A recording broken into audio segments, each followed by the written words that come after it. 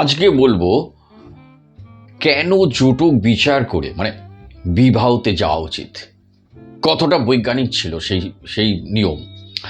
দেখুন, আগের দিনে আপনারা দেখবেন প্রত্যেকেই না বিবাহ জটক বিচার করে, বিয়ের আগে তাদের জটকটা বিচার করতো। আগেকার সময় তো তারা সকলে মিলে সবাই প্রেম করবে, এই খুলেআম প্রেম ব্যাপারটা ছিল না আগেকার দিনে। তো এই যে প্রেম করা, ভালোবাসা, এটাকে একটা নাকশিটকোনোর পর্যায়ে দেখা হতো। আমি সেই সমর্থনে আমি করছি না, কারণ ওটাও ঠিক নয়। আজকের যুগে একটি ছেলে মেয়েকে তাদের বিয়ের আগে একে অপরকে জেনে নেওয়াটা অত্যন্ত জরুরি। আমি একদম এর সাথে সম্পূর্ণ একমত। একে অপরকে চিনে নেওয়া বিয়ের আগে কারণ আমি বন্ধুত্বটা এমনভাবেই রাখতে চাই, বিয়ের আগে তাকে যদি আমি তার ভালো লাগা, তার কি আমার খারাপ লাগা, আমার ভালো লাগা, এই ব্যাপারগুলো যেমন আদান প্রদান বিয়ের আগে হওয়া উচিত, একটি চিনে নিয়ে বন্ধুত্বের মারফত। আগে প্রথমে বন্ধুত্ব, এর চেয়ে বেশি কিছু নয়। বন্ধু অবধি ঠিক। ভারতবর্ষের এই রক্ষণশীল সমাজে বন্ধুত্ব করতে গিয়ে আরও ঘনিষ্ঠ হওয়াটা, তাহলে সেই বিয়ের মজাটাই হারিয়ে যাবে। আমি কেন বলছি, এই কারণে যে আগেকার দিনে দেখবেন এই জটু নিয়ম করে বিয়ে দেওয়া হতো বলেই এত ঘরে ঘরে এত ট্যালেন্ট, প্রতিভাবান সব সন্তানরা জন্মেছিল। কি বলবো, সে রবীন্দ্রনাথ ঠাকুর, মাইকেল মধুসূদন দত্ত, সত্যেন বোস বিজ্ঞানী, আশুতোষ, কাকে ছেড়ে এ বলে আমায় দেখ, ও বলে আমায় দেখ, দেশবন্ধু চিত্তরঞ্জন, প্রত্যেকটা ঘরে দেখুন, বেশিরভাগ এখন আর নেই সেই কোয়ালিটি। এখন আছে, কিন্তু সেই একটা সকলের অ্যাকসেপ্টেবল একটা সমাজকে চেঞ্জ করে দেওয়ার এমন কিছু জিনিস, সেই প্রতিভা আসছে কম। তার কারণই হচ্ছে প্রেম করে বিয়ে করুন, প্রেম করে অবশ্যই বিয়ে করুন, কোনো অসুবিধা নেই, এখন দ্বিমত থাকার কথা না। কিন্তু বিয়ের আগে জটক বিচারটা কোনো জ্যোতিষীকে দিয়ে করিয়ে নিন। এটা শুধু কি বলুন তো, এটা আবেগবশত না, বিয়ে একটা বিশাল একটা ইনিংস আর একটা জন্ম। এখানে একটু ভুল, একটু 60, 70, 80 বছর একটা একসাথে একই ছাদের তলায় একটা ছেলে মেয়ের থেকে যাওয়া, এটার মধ্যে যদি কোনো একটু ডিস্টারবেন্স থাকে, গ্রহগতর এই দুষ্টুমি, দেখুন আপনি হয়তো চাইছেন না, কিন্তু গ্রহরা এমনই না, আপনাকে দিয়ে ভুল করাবে। তো আজকের এই ভিডিও সেই জন্যই যে দেখুন, কেন একটি বিবাহের আগে প্রত্যেকটা বাবা মা বা প্রতিটা ছেলে মেয়ের উচিত তাদের নিজের জন্মছক এবং মেয়েটার জন্মছকের সাথে তাদের মিল কোনো জ্যোতিষীর কাছে দেখিয়ে নেওয়া। এটা কোনো, এটা বলবেন আমি জ্যোতিষীকে, তার আপনি আপনার এটা না, ভুল ভাবছেন, একদম ভুল ভাবছেন। যাবে এই করেই আজকে মুশকিলটা হয়ে গেছে। একটি রাশির সাথে একটি রাশির, এই যে 12টা রাশি আছে, 12টা রাশিকে ভালো লাগে না। আপনারা খেয়াল করে দেখবেন যে আপনি কোনো কারণ ছাড়াই কোনো একজনকে হয়তো ভালো লাগে, সে কোনো কিছু আপনার উপকারও করেনি, কোনো কিছু সে সে একটুখানি কি একটা সামান্য কথা বলেছে, তাও আপনার না ওকে একটু ভালো লাগছে ওর কথা শুনতে। রাশি টু রাশি মিল গ্রহরা করে রেখেছে, ওর কথাটা আপনার কোনো উপকার করেনি, ভালো লাগছে।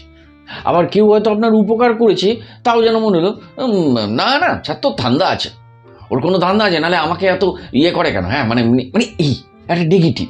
তার কারণই হচ্ছে ওই রাশি টু রাশি মিল ও রাশি টু রাশি বিরোধ। তাই এক একটা রাশির সাথে এক একটা রাশির মিল আছে, সেখানে তারা একসাথে হলে অনেকটা, তাদের যখন সন্তান হবে, তাদের দাম্পত্য জীবন তো সুন্দর হবেই, এবং তাদের যখন সন্তান হবে, সেই সন্তানও একটা দারুণ প্রতিভাবান এবং মেধাবী একজন হয়ে উঠতে পারে। যদি একটা প্রতিটা ঘরে ঘরে যদি মেধাবী ও প্রতিভাবান সন্তান জন্মায়, আমাদের দেশের ভালো হবে, আমাদের সমাজের ভালো হবে, একটা কোয়ালিটি। এখন যদি সেই কেউ একটা মাথা ডাল নিয়ে, কোনো স্থূল বুদ্ধি নিয়ে জন্মে গেল কোনো শিশু, তাকে 4টে মাস্টার রেখে দিল, তার বইয়ের একটা পাতাও সে মুখস্থ করতে পারছে না 10 দিনে, তার তো সেটা কি, তার প্রবলেমটা হচ্ছে যে ওই মিলন হয়তো শুভ ছিল না যে সময় ওই সন্তানটা এসেছে। তাই এগুলো দেখিয়ে নেওয়া উচিত। প্রথম কথা হচ্ছে, আজকে আমি সেই নিয়েই বলবো যে মাঙ্গলিক দোষ, আপনারা নিশ্চয়ই শুনেছেন মাঙ্গলিক দোষ কাকে বলে। এই যে মঙ্গলের অবস্থান, কেন মঙ্গলের মাঙ্গলিক দোষ কথাটা বলা হয়? জন্মছকে আপনার লগ্ন থেকে মঙ্গল যখন আপনার লগ্নে মানে 1 নম্বরে, 2 নম্বরে, 4 নম্বরে, 7 নম্বরে, 8 নম্বরে এবং 12 নম্বর ঘরে বসবে, তখন মাঙ্গলিক দোষ হয়ে গেল। তাহলে মাঙ্গলিক দোষ, এই মাঙ্গলিক দোষটা কেন না, মাঙ্গলিক দোষ হচ্ছে, মঙ্গল কি একটা এনার্জি, হঠকারী, ক্রোধ, মানে একটা এই ব্যাপারটা ক্রোধী সে। তা মঙ্গল যখন আপনার লগ্নে থেকে গেল, লগ্নে যার 1 নম্বরে, তার মানে মাঙ্গলিক দোষের সাথে ওই মাঙ্গলিক দোষের মেয়েরই বিয়ে হওয়া উচিত, বা মাঙ্গলিক দোষের মেয়ের সাথে মাঙ্গলিক দোষের ছেলেরই বিয়ে হওয়া উচিত। তাহলে বিষে বিষক্ষয় হয়। আরও ব্যাপার আছে, এখানে শনিরও খেলা আছে। শনিও যদি এই 1, 2,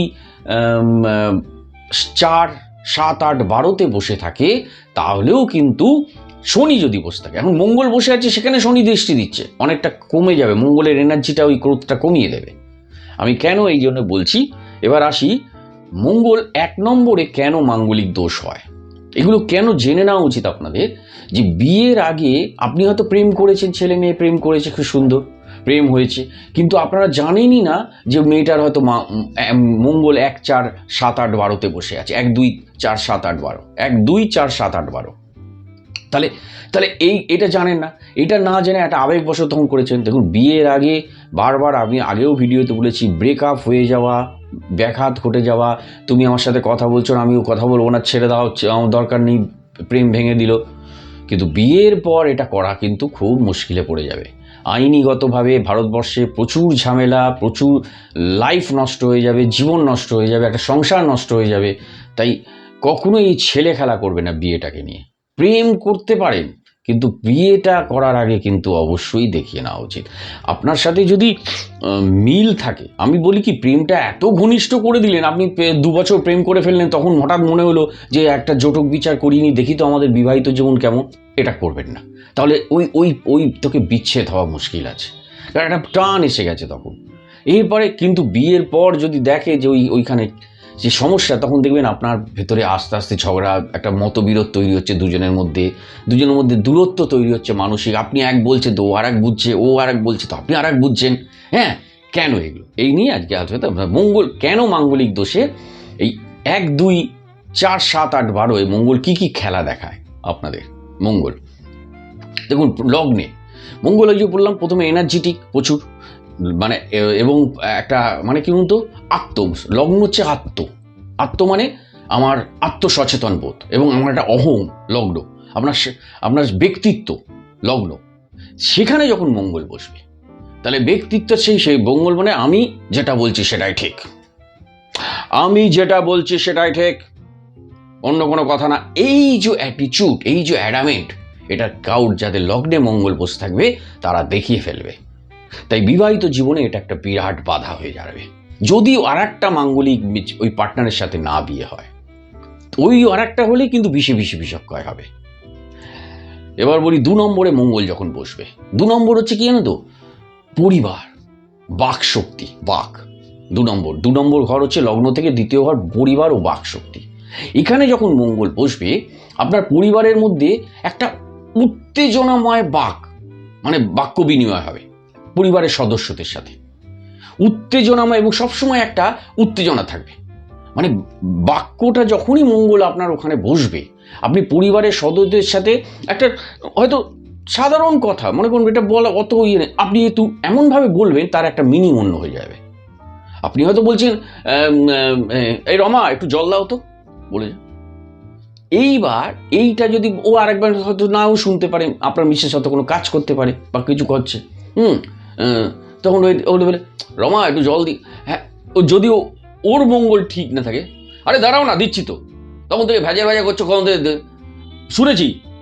এই যে উত্তেজনাভাবে রিয়্যাক্ট করে দেখালো, বা আপনিও হয়তো এমনভাবে বললেন, আরে তোমাকে কখন থেকে বলছি না একটা জল দিতে, হ্যাঁ কি করো কি সারাদিন। এইভাবে যে এই যে অ্যাডামেন্টলি, এটা হচ্ছে মঙ্গল 2য় ঘরে থাকলে আপনি উত্তেজনাভাবে আপনি কথা এমন কিছু বাক্য বিনিময় করে ফেলবেন যেখানে পারিবারিক শান্তি বিঘ্নিত হবে।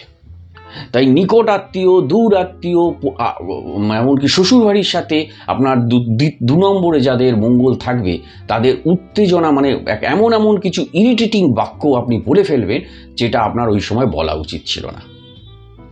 তাই এইটার থেকে কাটার উপর ওই জন্য জটক বিচার, ওই জন্য দেখতে হয় তাদের গণ, তাদের একটা ছেলে মেয়ের গণ কী আছে, তাদের মাঙ্গলিক দোষ কী আছে, তাদের রাশিগতভাবে মিল আছে কিনা, তাদের দাম্পত্য জীবন অটুট থাকবে কিনা, মানসিক মিলটা তাদের কত আছে, তাদের যোনি কী আছে, যোনি ভাগ করা কী আছে।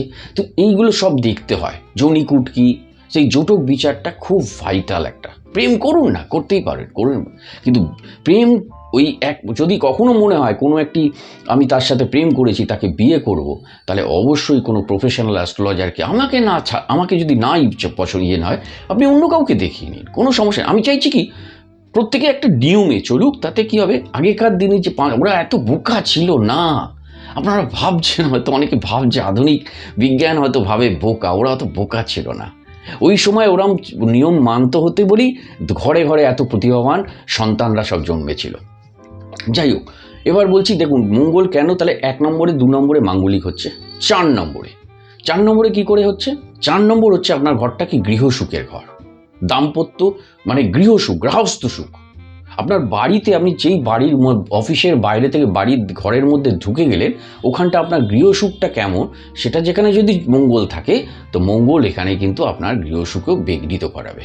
সবসময় মনে হবে একটা যেন একটা ইরিটেটিং ভাব, সবসময় একটা মানে মঙ্গল একটা যে কোনো কারণেই একটা অশান্তি লাগিয়ে দেওয়ার একটা প্রবণতা থাকবে। সামান্য ইয়েতে হয়তো টেবিলে জল পড়ে আছে বা জলটা মোছা হয়নি, সেই জল মোছা হয়নি বলে এমন চিৎকার চেঁচামেচি শুরু হয়ে গেল যে পাড়াপড়শি জেনে গেল যে টেবিলে জলটা কেন এখনো মোছা হয়নি, হ্যাঁ। এই বিয়ে একটা আন্ডারস্ট্যান্ডিং, মিউচুয়াল আন্ডারস্ট্যান্ডিং, একে অপরকে বোঝা। তোমার মানে বিয়ের আগে যখন প্রেম করে, যখন প্রেমে না সব মিষ্টি লাগে, সবই মিষ্টি, মানে ওর ভুলটাকেও আমার মনে হয় কি দারুণ রোম্যান্টিক, হ্যাঁ কি দারুণ ওর ভুলটাকেও, আবার মানে ব্যাপারটা এরকম। কিন্তু বিয়ের পর যদি মানে এই ব্যাপারগুলো যদি হতো তাহলেও দারুণ। আমি বলি কি বিয়ের পরও আপনারা রোম্যান্টিক থাকুন। কীভাবে থাকুন, বিয়ের আগে যেমন প্রেমে রোম্যান্টিক ছিলেন, ওই একই মানসিকতাটা বিয়ের পর দেখান। 10 বছর 15 বছর পরও যদি দেখাতে পারেন, হ্যাটসঅ্যাপ, সেলাম। যে 15 বছর কেটে গেছে অথচ সেই প্রথম প্রেমে পড়ার ওই রোম্যান্টিজমটা এখনও রয়ে গেছে, 20 বছর কেটে গেছে দাম্পত্য জীবন, হ্যাটসঅ্যাপ। এটাই হওয়া উচিত। তো যাই হোক, তো ব্যাপারটা হয়ে গেছে যে 4 নম্বরও আপনার কিন্তু এরম ডিস্টার্ব করবে। এবার আসি 7 নম্বর ঘরটাই হচ্ছে জ্যোতিষশাস্ত্রে বিবাহের ঘর এবং অংশীদারিত্ব, যে কোনো কিছু পার্টনারশিপ, সে ব্যবসার পার্টনারশিপ, কিন্তু মেন হচ্ছে আগে বিবাহকে দেখা হয়। তাহলে এই বিবাহ 7 নম্বর ঘরে থাকলে কি হলো, এই মঙ্গল এখানে কিন্তু আপনাকে একটা মানে যেই 7 নম্বর ঘরে মঙ্গল থাকবে না, তখন কি করবেন তো, আপনার না বিয়েটা হতেই চাইবে না। বিয়ে যখনই আসলো, মানে বিয়ে যখন বা একটা সম্বন্ধ এলো কোনো কিন্তু হঠাৎ আপনার মনে হবে যে বিয়েটা কোনো অজানা কারণবশত কেটে গেল। কারণ পার্টনারশিপে মঙ্গল মানেই কি, পার্টনারশিপে মঙ্গল ওখানে তাকে ব্যাঘাত ঘটাবে। সপ্তমে মঙ্গল মানে কি, যে কোনো মানে ওর সাথে আমি কথা বলে ওর কথা কিছু শুনবো, বসে বসে গল্প করব, ওর সাথে কথা বলবো, ওর সাথে শুনবো, পাশাপাশি বসে এই যে বন্ধুত্ব মতো একটা কথা বলবো, এইখানেও ব্যাঘাত ঘটাবে মঙ্গল। ওর যে কোনো কথাতেই মনে হবে না ও ঠিক বলছে না, আমার মনে হলো যেন ও ভুল বলছে, এই যে ভুল বলছে বলে ওটা প্রমাণ করার জন্য আমাকে লড়ে যেতে হবে। তাই এইটা দাম্পত্য, এটা বন্ধুত্বের মধ্যে ঠিক হতে পারে, কিন্তু দাম্পত্য জীবনে এটা একটা বিরাট বাধার সৃষ্টি হয়ে দাঁড়ায়। এবার আসি লগ্ন থেকে 8ম ঘরে যদি মঙ্গল থাকে, তাহলে 1, 2, 4, 7, এবার 8 বলছি। 8 নম্বরে যদি মঙ্গল থাকে, তখন আপনার কি হবে, মঙ্গল এখানে না 8মে মঙ্গল আপনাকে মানে কি বলতো দুর্ঘটনা করাতে পারে। 8মে মঙ্গলে আপনাকে এমন একটা রোগ দিল দাম্পত্য জীবনে, যদি কাউর থাকে, মঙ্গল স্বামী বা স্ত্রী বা ছেলে বা মেয়ের, আমি বলছি ছেলের রয়ে গেল, মেয়েটার মানে তাহলে ছেলেটার এমন একটা রোগ আসবে যে রোগটা সারানোর জন্য তার স্ত্রীকে কত কঠোর পরিশ্রম করতে হবে সেই মেয়েটাকে, বা এমন একটা দুর্ঘটনা করিয়ে তাকে তার কোনো একটা অঙ্গহানি করে দিল, সেই বউয়ের অনেক কষ্ট করে তার স্বামীকে, ঠিক অপোজিট তাই আবার বিচ্ছেদ হয়ে যেতে পারে। যে কোনো কিছুতে অষ্টমে থাকা মানে কি, মঙ্গল থাকা মানে শ্বশুর বাড়ির সাথে সবসময় একটা সংঘাত লেগে আছে, সবসময় শ্বশুর বাড়ি ভালো না একদমই। অষ্টমে মঙ্গল মানে তোমার বাবা কি করেছে, কিছুই খাওয়া দাওয়া নেই, মানে এই একটা ব্যাপার। আমি মানে একটু নাটকীয় পনায় করে বলছি, মানে এইভাবে বোঝানোর জন্য বলছি। তোমার কি একটা মেয়েকে এই করে শেখাতে পারিনি, এই শ্বশুর বাড়ি যেন খুব খারাপ, মানে আবার মেয়েটাও ঠিক তার অপোজিট। আমার যদি বলে তো নিজেকে, শোনো আমার বাবা কত সুন্দরভাবে রেখেছে আমাকে, রাখতো, তুমি কি তোমার এখানে এসে আমার সারা জীবন শেষ হয়ে গেল, মানে এই শ্বশুর বাড়ি একদম বাজে। অষ্টমে মঙ্গল, তাহলে এইগুলো তাদের প্রবলেম ক্রিয়েট করবে। এবার শেষে আসছি 12 নম্বর। এই 12 নম্বরে মঙ্গল থাকলে আপনাকে, 12 নম্বর ঘরটা হচ্ছে কি, হসপিটাল, বিদেশ ঘর এবং শয্যা সুখের ঘর, যেখানে আপনি শেষ বেলা, যেখানে আপনি সন্তান উৎপাদন হবে, সোজা বাংলা কথা। তো সেই জায়গাটা মঙ্গল থাকলে আপনাকে কি করবে, এইখানে কি হবে, আপনাকে অতিরিক্ত, যার মঙ্গল থাকবে 12 নম্বর ঘরে, তাকে অতিরিক্ত সবসময় একটা চিন্তা থাকতে পারে। সে যদি তার নিজের স্ত্রীর সাথে না পায়, নিজের স্বামীর সাথে, সে অন্য একটা পথ খুঁজতে পারে, অবৈধ পথ, যেটা সমাজের পক্ষে নাও মানা যেতে পারে। তো 12 নম্বর ঘরেও মঙ্গল থাকলে এই প্রবলেমটা করবে, কারণ সে একটা শারীরিক চাহিদা মেটানোর জন্য একটা পথ খুঁজবে, একটা এক্সট্রা আরও পথ, যেটা শুভ নয় এবং কাম্য নয়, শোভনীয় নয় সমাজের কাছে। তাহলে এইবার এই 12 নম্বর, এই আমি কি বললাম, 1, 2, 4, 7, 8, 12 এইগুলোতে মঙ্গল, এইখানে যদি আবার শনি দৃষ্টি দেয়, তাহলে শনি যখন দৃষ্টি দেয়, শনি আবার 12 নম্বর ঘরে থাকলে ওকে আবার শীতল করে দেবে, নিউট্রালাইজ করে দেবে। তাই অনেক সময় মঙ্গলের এই ক্ষতিগুলো যখন শনির দৃষ্টি পড়ে, তাহলে কিন্তু মঙ্গলের ওই তীব্র এনার্জেটিক ধ্বংসাত্মক ব্যাপারটা শনি কিন্তু একটু কমিয়ে দেবে, আর বৃহস্পতির দৃষ্টি পড়লে আরও ভালো হয়ে যাবে। তো এইগুলো যারা প্রফেশনাল অ্যাস্ট্রোলজার, এবং এইখানে নবাংশ চার্টটাও দেখতে হয়, যে আপনার নবাংশ চার্টে সপ্তমপতি কোন পজিশনে বসে আছে, সেখানে কি মঙ্গলের কোনো দৃষ্টি আছে বা শনি। তো এই জোটক উইথ রাশিগত মিল না থাকলে আপনি কিছুতেই একটা ভালো সন্তান উৎপাদন করতে পারবেন না, মেধাবী ট্যালেন্টেড কোয়ালিটি। এমনিতে তো প্রচুর রাস্তা ফুটপাতে দেখবেন পড়ার করে সব বেরিয়ে, আপনি কলকাতার রাস্তায় হাঁটতে শুরু করবেন, দেখবেন কত সন্তান বেরিয়ে গেছে। কিন্তু কজনের আর ব্যাপারটা আছে, ব্যাপারটাই এইরকমই, যে রাশিগত মিল করিয়ে বিয়ে দেওয়া উচিত। জোটক বিচার এই কারণেই যে সব কিছু দেখতে হয় পারমুটেশন কম্বিনেশন করে। এবার মাঙ্গলিক দোষ থাকলে কি তার বিয়ে হবে না? হবে, অবশ্যই হবে। আর একটা মাঙ্গলিক পার্টনারের সাথে বিয়ে দেয়, নয় ছেলে বা মেয়ে। যদি মেয়েটার থাকে, মাঙ্গলিক একটা ছেলে আনতে হবে সম্বন্ধ করে, তাহলে এই ডিস্টারবেন্সগুলো থাকবে না। তাই বিয়ের আগে জোটক বিচারটা অত্যন্ত জরুরি, এবং সেটা অত্যন্ত বৈজ্ঞানিকভাবে বলছি। তাই একদম প্রেম করুন, কোনো অসুবিধা নেই। প্রেম ওই যদি কাউকে মনে হয় যে আপনি এর সাথে 3 মাস ঘুরবেন, তারপরে আবার 3 মাস ছেড়ে দিয়ে আরেকজনের সাথে 3 মাস ঘুরবেন, তাহলে আমি এই পদ্ধতিতে যাই, তাহলে আর জ্যোতিষিকা যেতে হবে না। কিন্তু কাউকে যদি মনে হয় যে আমি এই কারোর সাথে আলাপ হয়েছে, পরিচয় হয়েছে, তার সাথে 15 দিন 20 দিন কথা বলার পর মনে হচ্ছে যে একে আমার জীবনসঙ্গী করলে ভালো হতো, যদি দূরের চিন্তা থাকে, তাহলে অবশ্যই কোনো জ্যোতিষীর কাছে গিয়ে দুজনের জন্মছক পরীক্ষা করিয়ে নিন। যদি এখানে ডিস্টারবেন্স থাকে, ব্রেকআপ করে দিন, কোনো মায়াটা অত থাকবে না, কারণ বেশি দিনের আলাপ না, কিছু করার নেই। আর যদি বলেন না চ্যালেঞ্জ নেবেন, না নিন না চ্যালেঞ্জ, কে আপত্তি করেছে, বলে না দেখি তো কি আমাদের এত খারাপ আছে, আমরা ভালো থাকবো। দেখুন, ঈশ্বরের সাথে লড়াই যান না, দেখুন না, ঠিক হতেও তো পারে, ওই ঈশ্বরকে ভুল প্রমাণিত করলে খুবই ভালো লাগবে। কিন্তু বইতে লেখা আছে সেগুলো আপনাদের সাথে শেয়ার করলাম। ওকে, থ্যাংক ইউ ভেরি মাচ, সকলে ভালো থাকবেন। নেক্সট কোনো ভিডিওতে আবার চোখ রাখুন।